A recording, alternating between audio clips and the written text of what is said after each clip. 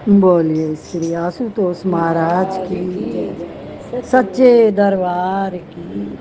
भगवत प्रेमियों, सभी के हृदय में बसे हुए शुद्ध परमात्मा को शुद्ध हृदय से नमस्कार नमस्कार नमस्कार। सभी के हृदय में बसे हुए शुद्ध परमात्मा को शुद्ध हृदय से नमस्कार नमस्कार नमस्कार।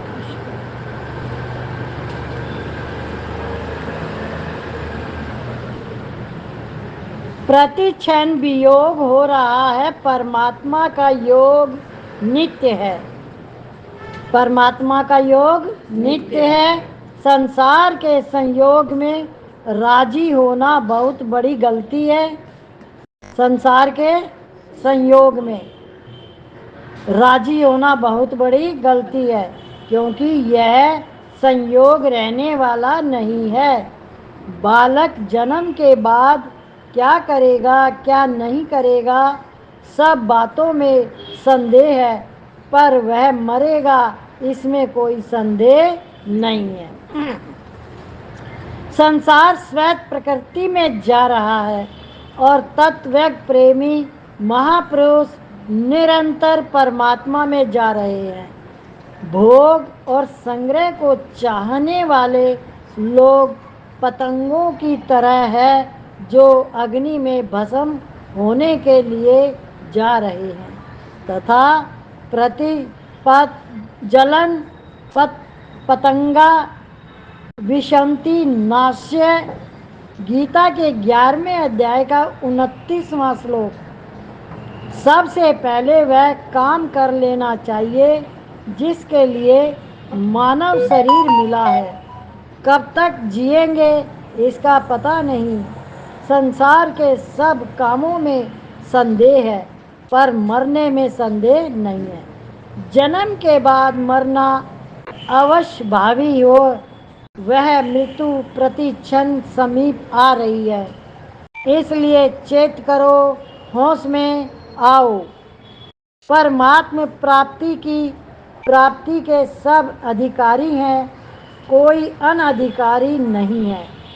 पापी से पापी मनुष्य को भी ज्ञान मोक्ष प्राप्त हो सकता है। गीता के 4थे अध्याय का 36वां 37वां श्लोक।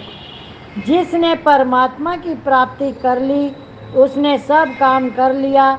जो भगवान में लग गया वह सबसे श्रेष्ठ है। सिवा भगवान के कहीं भी शांति नहीं है। गीता के 9वें अध्याय का 30वां 31वां श्लोक। परमात्मा की प्राप्ति का स्थान हृदय है। ज्ञान हृदय में विराजमान है। गुरु से जो ज्ञान मिलता है वह वास्तव में अपने ही भीतर है। उस ज्ञान के द्वारा हम परमात्मा को जान लेते हैं। गुरु ज्ञान देते नहीं है, प्रत्युत सबके हृदय में विराजमान ज्ञान रूप परमात्मा की जागृति करते हैं। जो भगवान हमारे अंदर है, गुरु उसको ही प्रकट कर देता है। जैसे हमारे अंदर रोशनी है, पर हमने काम क्रोध लोभ मोह से उस लाइट की तरफ कभी देखा ही नहीं, उन संसार के भोगों में ही मन को लगाए रखा। तो लाइट जब गुरु ने जलाई तो पता चला कि वो परमात्मा, वो ईश्वर का अंश मैं ही हूँ। भगवान श्री कृष्ण सबके गुरु हैं और उनका मंत्र अथवा उपदेश है गीता। कोई मनुष्य पंडिताई के जोर से गीता का अर्थ नहीं समझ सकता। भगवान के शरण होने से ही गीता का अर्थ प्रकट होता है। भगवान गीता से बहुत राजी होते हैं। गीता पाठ से वे दर्शन भी दे सकते हैं। गीता रामायण ग्रंथ जहाँ पढ़े रहते हैं वहाँ भूत प्रेत विशाच नहीं आते। उन ग्रंथों को प्रणाम करने से बड़ी शक्ति मिलती है। गीता का पठन पर मनन करने वाला प्रत्येक प्रश्न का उत्तर दे सकता है। प्रतिदिन गीता का पाठ विचार करना शुरू कर दे। गीता के अनुसार अपना व्यवहार करे, जीवन बनाए तो दुख संताप हलचल सब मिट जाएगी। एक भी आदमी ऐसा नहीं हुआ जिसकी भोग तथा संग्रह से तृप्ति हो गई हो। अविनाशी की भूख विनाशी से कैसे मिटेगी।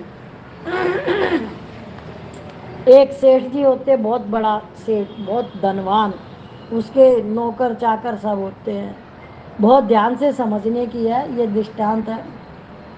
तो उसका जो धन था, जिस जहाँ खजाना रखा था, तो एक दिन सेठ जी को लगा अपने धन को देख के आऊं। तो उन्होंने वो खोला, जहाँ उस जिस महल में उन्होंने रखा हुआ था सारा धन, सारी चारों तरफ घूम घूम के देखे, कहीं हीरे कहीं मोती, कहीं कुछ कहीं कुछ, सोने की ईंटें सब देख लिया। देख के घूमते रहे तो उनका जो मंत्री था वो आया, उनका नौकर, और वहाँ देखा आज हमारे खजाने का जो गेट है वो खुला कैसे रह गया। तो वो बाहर से बंद करके चला गया। तो सेठ जी उसके अंदर रह गए, क्या खजाने के अंदर रह गए। अब सेठ जी को वहाँ ऐसा माहौल था कि दूर दूर तक किसी को कोई आवाज़ सुनाई देती नहीं थी। न वहाँ पानी था, न वहाँ खाना था, कुछ भी नहीं था, खाली धन ही धन था वहाँ पे। इस बात को बहुत ध्यान से समझना, शरीर के लिए क्या चीज़ जरूरी है क्या नहीं है, इस दृष्टांत का अर्थ समझना। तो वहाँ न खाना था न पानी था, कुछ नहीं था। तो कुछ समय बाद सेठ जी को प्यास लगी, अब पानी तो है नहीं, तो उनको बहुत तकलीफ होगी। फिर बाद में भूख लगी तो वहाँ खाना भी नहीं है। अब सेठ जी क्या करने लगे, त्राई त्राई तड़पने लगे। कितने भी हाथ पैर मारे पर गेट तो खुलने वाला नहीं है, और वहाँ कुछ भी खाना पानी है नहीं। तड़प तड़प के सेठ जी ने जान दे दी। अब वो धन क्या काम आया उनके, क्या समझ में आई। अब ये जो सुन रहे हो इसमें यही आ रहा है कि जो मनुष्य संसार के पीछे भागता है, भोगी है, तो वो ऐसे ही अपने अपनी मृत्यु को बुलाता रहता है। मरने के लिए तो उस सांसें तो घटती ही रहती हैं, पर उसका मन कहाँ भटक रहा है संसार में, तो वो मृत्यु हो जाती है और उस सेठ जी की तरह वो भूखा प्यासा ही मर जाता है। क्या धन तो बहुत था, पर मिला क्या, खाना पानी मिला क्या है। वो धन तो मिला पर खाना पानी। अब क्या समझ में आया इससे। संसार के पीछे न भागे। हम संसार किसको कहते हैं।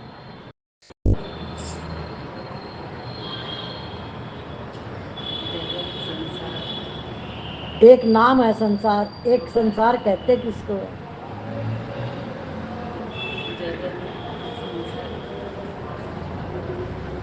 संसार है इच्छा, कामना, लोभ, मोह, क्रोध, अहंकार, राग, द्वेष, मोह, ये संसार है। जब आपका मोह नहीं है तो आप दुखी नहीं हो, आपको लोभ नहीं है तो आप दुखी नहीं हो। रोज सुनते हो ये बातें, रोज डेली। तो संसार नाम है इच्छा कामना का, राग द्वेष का।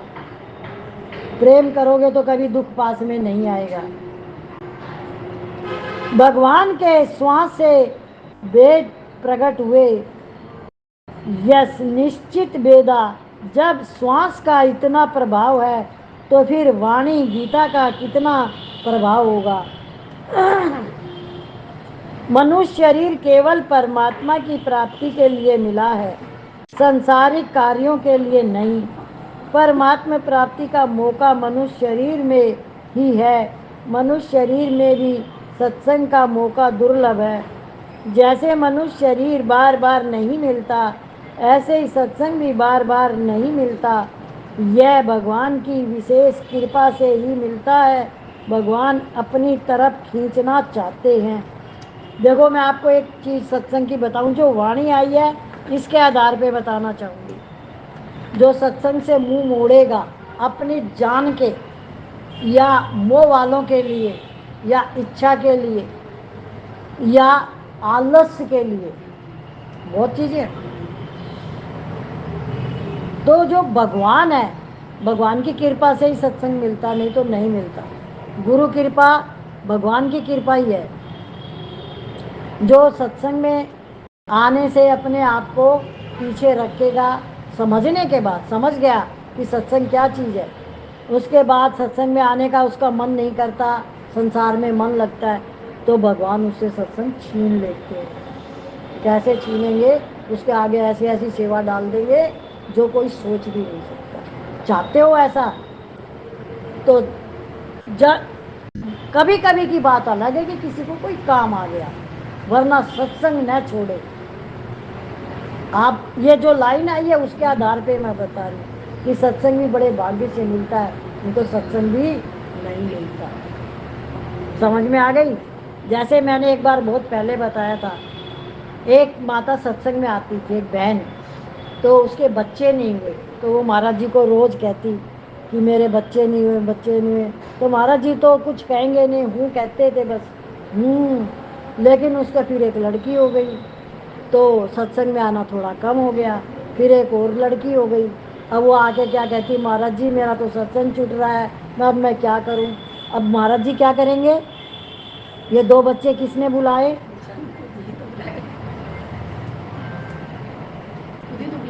अब रिश्तेदार कौन बुलाता है? पति और पत्नी, बच्चों के कहने से कौन रुकता है घर में? तुम्हारा उनमें मन है, भगवान में मन नहीं है, तो सत्संग मिलना कठिन हो जाएगा। अगर आपका भगवान में मन नहीं लगता है तो सत्संग नहीं मिलेगा। या जिसमें वाणी में आया है वो मैं बता रही हूँ। तो आप सत्संग को विशेष महत्व दे। किसको महत्व दे? सारे काम तो भगवान करता ही है, आपके क्यों नहीं होंगे? पर आपका मन कहाँ है, वो आपको खाता जांचना अपना, कि आपका मन कहाँ भटक रहा है। किसी ने कह दिया वहाँ जाना जरूरी है, वहाँ ये नेक काम होएगा, वहाँ ऐसा काम होएगा, वहाँ वैसा काम होएगा, तुम्हारा सत्संग उसने छुड़ा दिया, अपने नेक काम को करवा लिया। उस नेक काम का क्या मतलब? जब मुझे यही नहीं पता, मुझे गलत नहीं बोलना है, मुझे लोभ नहीं करना है, तो हमने सारे अच्छे अच्छे काम भी कर दिए। जैसे किसी ने किसी को खाने पे बुलाया, सेठ जी ने किसी को 56 प्रकार के उसके लिए भोजन बनवाए, बढ़िया बढ़िया, जैसे ही थाली में डाला उसको खाने को दिया, बोला ले निगल ले। क्या क्या? आप उसको सब्जी रोटी दाल रोटी देते, पर प्रेम से तो कहते कि ये प्रसाद है, भोग लगाओ। सत्संग के बिना संसार ऐसा है, आपने कितने भी अच्छे अच्छे काम कर दिए, कुछ भी कर दिया, पर आपको भीतर में पता ही नहीं आप कर क्या रहे हो। क्या? ये ज्ञान, ये समझ, ये सत्संग है। तो 1000 काम भले ही छूट जाए, पर सत्संग न छूटे, ये विशेष ध्यान देना है। सत्संग एक आईना है, एक दर्पण है, जो आपको अपनी गलतियां दिखाता है, और कोई आपको अपनी गलती नहीं सुधारेगा, कोई नहीं बताएगा तूने ये गलती करी है। बाकी एक सत्संग है, वो अपने आप बताएगा कि तू यहाँ गलत है, और उस गलती का प्रायश्चित क्या है? कर्मों का कटना। जब आप वहाँ से हट जाओगे, कर्म कटने बंद, कर्म ही कट जाएंगे, नए कर्म बनेंगे नहीं। तो कितना बड़ा आपने अपना उद्धार किया। अब सब लोग सत्संग की महिमा को समझ गए, सत्संग की लाइन क्या आई, सत्संग की वाणी में क्या आया, समझ गए। सत्संग क्यों छूटेगा? अगर आप उसको महत्व नहीं दोगे तो। सत्संग मिलना कोई आसान नहीं है, भगवान की बड़ी भारी कृपा होती है तो मनुष्य तन मिलता है, फिर उससे भी बड़ी कृपा होती है तो सत्संग मिलता है। नौदा भक्ति में दिया हुआ है, पहली भक्ति संतन कर संगा, दूजी भक्ति मम कथा प्रसंगा। पहले तुझे भक्त मिलेंगे, मैं ही भेजूंगा वो भक्त भी तेरे पास, तुझे भेजूंगा उन भक्तों के पास, फिर वो कथा सुन, तू उनकी वाणी सुन, फिर तुझे मैं मिलूंगा। जब तेरा मन वहां लग जाएगा तो गुरु ज्ञान मिलेगा। फिर भक्ति सर्वश्रेष्ठ, प्रेम का नाम भक्ति है।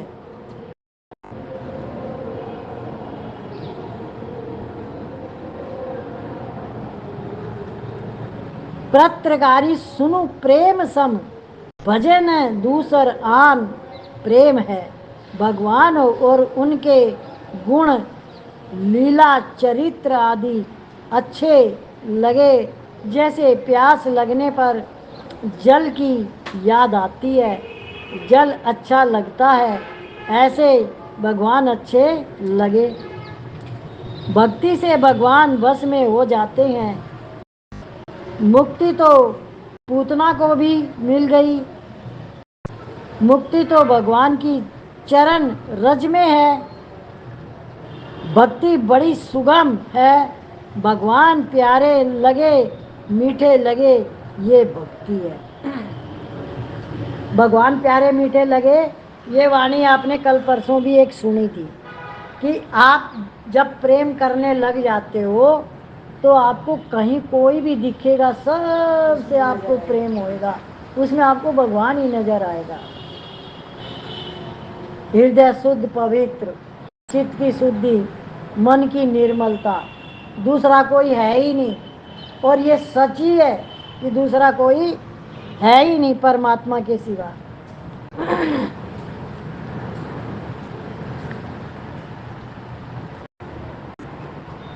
भक्ति से भगवान बस में हो जाते हैं। मुक्ति तो पूतना को भी मिली। परमात्मा की प्राप्ति कठिन है तो सुगम क्या है? इसी के लिए तो मानव शरीर मिला है। खास काम परमात्मा की प्राप्ति करना है। दूसरा काम करे तो यह नया काम शुरू किया है। जो भी काम करें भगवान का ही काम समझ कर करें। हे कुंती पुत्र, तू जो कुछ करता है, जो कुछ भोजन करता है, जो कुछ यज्ञ करता है, जो कुछ दान देता है और जो कुछ तप करता है, वह सब मेरे अर्पण कर दे। गीता के 9वें अध्याय का 27वां श्लोक। भगवान ने सारी चीज के लिए कह दिया, सब कुछ मुझे अर्पण कर दो। और रियल सच भी है। अगर अपने शरीर की मैं लगाएंगे तो धोखे में रह जाएंगे, भगवान के अर्पण कर देंगे तो बच जाएंगे। अगर आपने अर्पण नहीं किया तब भी वो भगवान के ही अर्पण है। सच को समझ जाओ। अगर भगवान को अर्पण नहीं किया तो वो अहंकार है, क्योंकि आप देह में आओ, देह तो अहंकार ही है। क्या समझ में आ गई बात है? एक कामना होती है, एक आवश्यकता होती है। भूख लगने पर अन्न की आवश्यकता होती है। कामना शरीर की आवश्यकता नहीं होती। मिलने वाली चीज तो अवश्य मिलेगी, पर अपने कर्तव्य का पालन न करने का दंड होगा। प्रारब्ध से मिली चीज में तो संतोष करो, पर नए कार्य में संतोष मत करो। भगवत संबंधी बातों में संतोष मत करो, क्योंकि वह हमारी आवश्यकता है। सत्संग, भजन, ध्यान आदि की आवश्यकता होती है, कामना नहीं। पत्थर ढोने वाले को जो मजदूरी मिलती है, वैसी ही सोना ढोने वाले को भी मिलती है। तात्पर्य है कि सबको अपने प्रारब्ध के अनुसार ही मिलती है। कोई कार्य आवश्यक स्वाभाविक नहीं है, पर मरना आवश्यक स्वाभाविक है।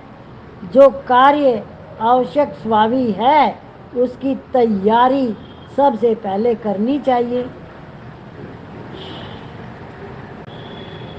सब डरते करेंगे कैसे? मरने से नहीं डर लगता, शरीर मरता है। वो कहते हैं ना कबीर दास जी, जिस मरने से जग डरे मेरे मन आनंद, मरने से ही पाइए पूर्ण परम आनंद। देखो मरना किसको कहा गया है? एक मौत मन की होती है, एक मौत शरीर की होती है। शरीर प्रारब्ध भोग के जाता है। मन तो आप आज से भी मार सकते हो। मन मुआ तो जग मुआ। जब तक मन जिंदा है जब तक जगत है। जब मन ही मर गया तो जगत कहाँ? मन का मरना क्या होता है वो कौन बताएगा? किसको पता है? जिसको भी पता है बताए, बीच में कोई ना बोले बताने वाले को। बताओ कौन बताएगा? जिसने दीदी जीते जी अपने मन पर अंकुश लगा लिया, मन को जीत लिया, मन के वशीभूत नहीं हुआ, मन को बुद्धि से जोड़ दिया, अच्छे से निर्णय लिया, उसने जीते जी मुक्ति पाई, मन को जीत लिया। और भी कोई बताएगा? काम, क्रोध, लोभ, मोह, ईर्ष्या, द्वेष, राग, इनसे दूर हुए तो मन का मरना। एक भी मन में इच्छा ना रखें, एक भी।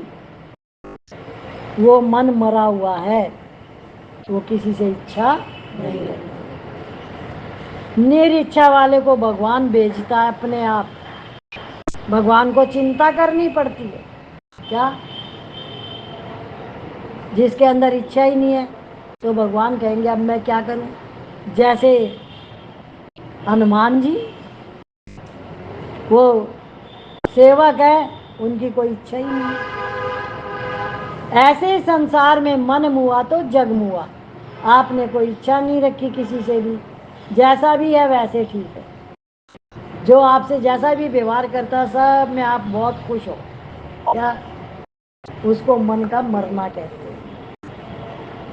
आपके मुताबिक कोई नहीं चल रहा, आप बहुत खुश हो, आप उसको मन का मरना कहते हैं। क्या ये बात आप समझ पा रहे हो? और क्या ऐसा होने पे मन मरा हुआ माना जाएगा? क्या आप ऐसे मन को मरा हुआ मानते हो अपने मन को? कहना आसान है, फिर समझ में नहीं आया। एक शब्द आते ही इंसान उछल पड़ता है। मेरे को कह दिया, सारी जिंदगी हो गई करते करते। क्या समझ में आया? जब तक इच्छा रहेगी तब तक मन नहीं मरेगा, इच्छा हटेगी तभी मन मरेगा। तो कब हटेगी? ये तो भगवान ने लिखा है इसलिए कि भाई तुम्हारी इच्छाएं हैं तो तुम अभी जिंदा हो।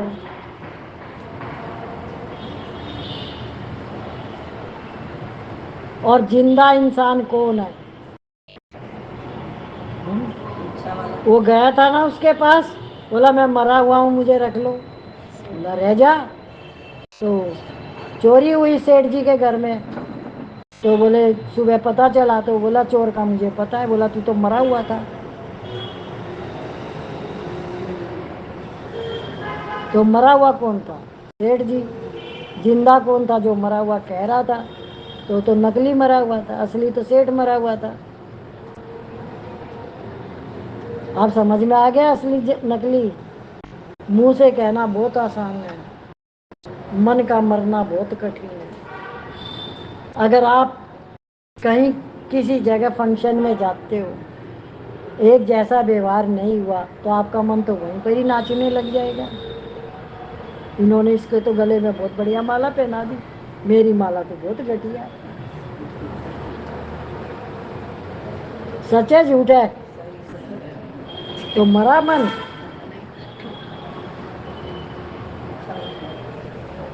और सबने वो घर पे आके माला उतार के रखनी है। दीदी वहीं पे उतार के रख देते हैं, घर तक लाते ही नहीं। घर तक भी नहीं लाए, पर गले में पहनाई किसी ने तो उस समय तो मन जिंदा हो गया।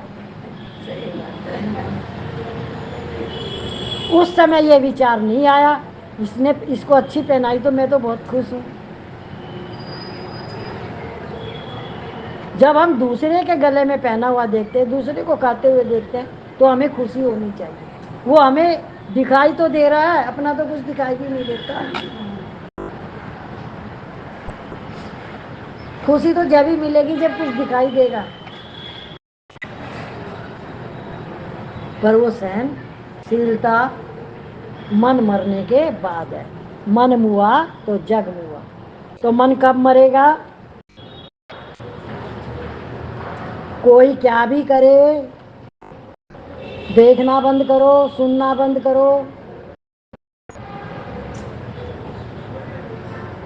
कम से कम दूसरे में मन रखो, इच्छाएं कम करो, ज्यादा से ज्यादा भगवान में मन लगाओ।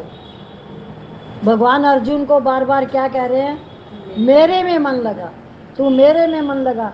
अभी आया कि सारा कुछ मेरे अर्पण कर दे, जो खाता है, जो सोता है, जो नहाता है, जो घूमता है, सब कुछ मेरे अर्पण कर दे।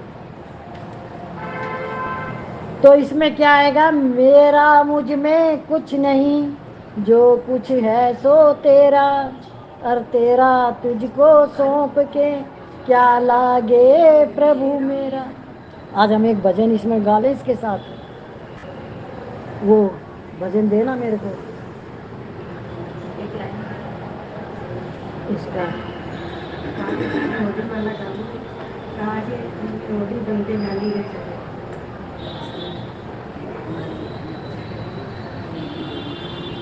जिसके फोन में दो वही।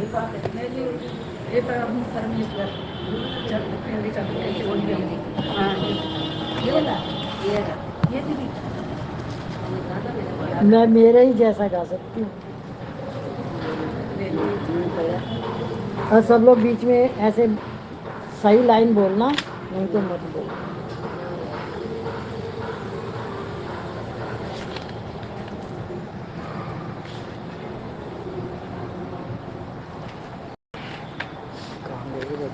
निकाल के बैठना चाहिए। चलो नहीं जा देते। करता के हाथ हजार, तू काहे को करने चला। करता के हाथ हजार, तू काहे को करने चला। होगा वही जो रचा, मन मानी काहे करने चला। होगा वही जो रचा, मन मानी काहे करने चला। संध्या ने रंग बिखेरे, रात अंधियारी से झिलमिल तारे। संध्या ने रंग बिखेरे, रात अंधियारी से झिलमिल तारे। सारी सृष्टि है उसकी कला, तू काहे को करने चला। सारी सृष्टि है उसकी कला, तू काहे को करने चला। करता के हाथ हजार, तू काहे को करने चला। माटी रोंदी तन को रचाया, माटी रोंदी तन को रचाया। प्राण जो डाले तो जीवन बनाया, प्राण जो डाले तो जीवन बनाया। गड़े जोड़े और तोड़े वही, तू काहे को करने चला। गड़े जोड़े और तोड़े वही, तू काहे को करने चला। करता के हाथ हजार, तू काहे को करने चला। कठपुतली का है खेल रचाया, कठपुतली का है खेल रचाया, बांधी डोरी नाच नचाया, बांधी डोरी नाच नचाया, चले तेरी ना मेरी यहाँ, चले तेरी ना मेरी यहाँ, तू काहे को करने चला, करता के हाथ जा, तू काहे को करने चला।